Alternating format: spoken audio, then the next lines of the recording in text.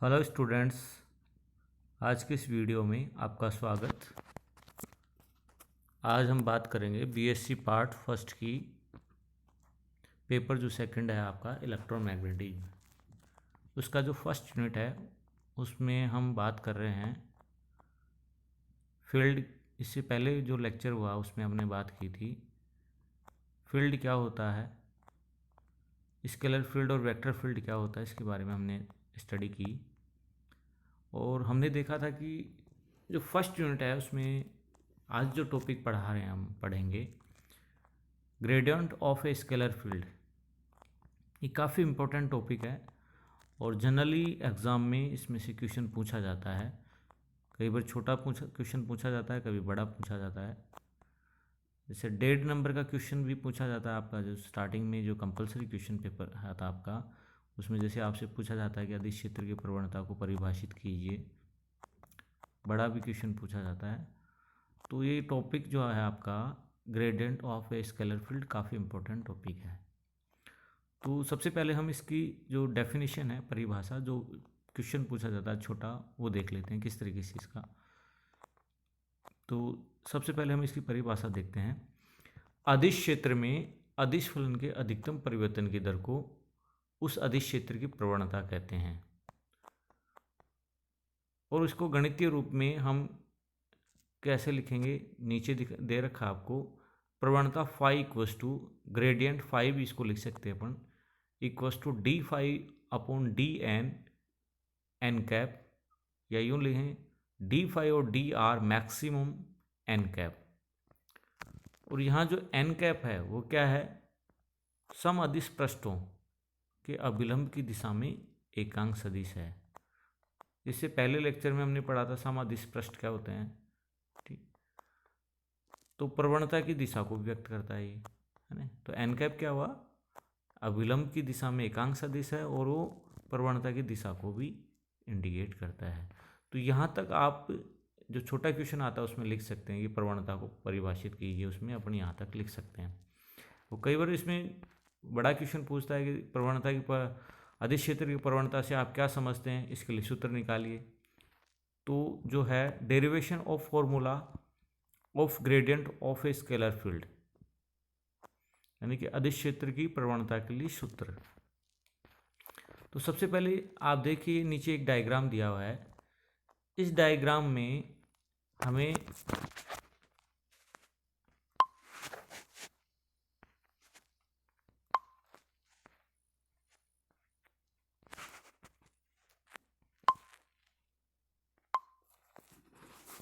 ये देखिए दो जो है सम अदिश पृष्ठ हैं, S1 और S2। ये S1 है और ये S2 है, ठीक है।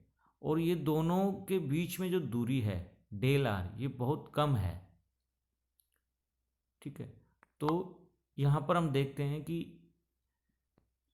चित्र में क्या दिया हुआ हमें, अदिश क्षेत्र में दो समअपवर्ती अदिश पृष्ठ S1 और S2 हैं, ठीक है। ये डायग्राम है जिन पर अदिश फलन, ठीक है, अदिश फलन का मान क्या है, S1 पे क्या है, फाई है, और S2 पे क्या है, फाई प्लस डेल फाई है। इन दोनों पृष्ठ S1 और S2 पर एक बिंदु P और Q है, और मूल बिंदु O से P जो है उसका स्थिति सदिश क्या होगा, R वेक्टर होगा। और मूल बिंदु O से Q पर स्थिति सदिश क्या होगा, R vector plus del R vector, जैसा कि डायग्राम में आप देख रहे हैं यहाँ पर, ठीक है। और हम P बिंदु से S2 पृष्ठ पर एक लंब PR डालते हैं, ठीक है। तो नीचे देखिए आप, पी क्यू दूरी क्या है, हमें देखिए डायग्राम में देखिए पी क्यू दूरी क्या दे रखी है, P Q vector equals to del R vector दे रखा है। तो पी क्यू दिशा में अदिश फलन फाई के परिवर्तन की दर क्या हो जाएगी, डेल फाई और डेल आर। इसको हमने समीकरण 1 दे दिया। ये डायग्राम है, इस डायग्राम से ही सब कुछ अपन आगे निकाल रहे हैं ये।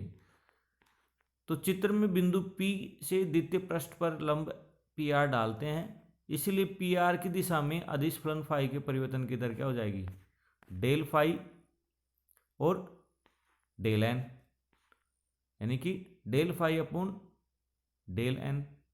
इसको समीकरण हमने 2 दे दिया। और जैसा कि हमने पहले बताया कि दोनों पृष्ठ जो हैं S1 और S2 के मध्य जो दूरी है वो बहुत कम होने की वजह से हम त्रिभुज PQR को एक समकोण त्रिभुज मान सकते हैं। तो उस सिचुएशन में डेल आर और डेल एन के मध्य कोण जो है थीटा है। तो त्रिभुज जो है उस त्रिभुज से अपन क्या निकाल लेंगे, P R equal to P Q cos theta हो जाएगा। ये डायग्राम में देखिए यहाँ पी त्रिभुज कौन सा है, पी क्यू आर।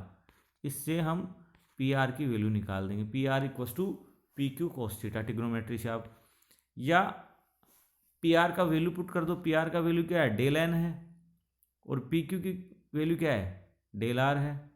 देखिए आप ये डायग्राम में, ठीक है, पी क्यू के जो है वो कितनी है, डेल आर वेक्टर, और पी आर जो है वो डेल एन वेक्टर है। दोनों का वैल्यू पुट कर दो।